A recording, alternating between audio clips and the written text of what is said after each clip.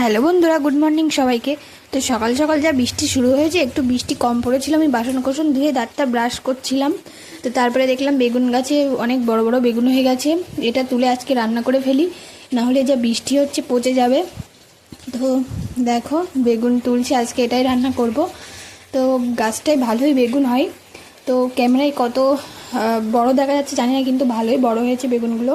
তো আমি একটা তুলেছি, একা খাবো, তো আমার একটাই হয়ে যাবে। আর এখনও দুটো আছে গাছে। তো বৃষ্টি হচ্ছে যার কারণে কাদা মাটি সব লেগে আছে। তো আমি কল থেকে একটু ধুয়ে নিলাম। তো দেখো আমি আটকে পড়েছি, আবারও জোরে জোরে বৃষ্টি শুরু হয়েছে।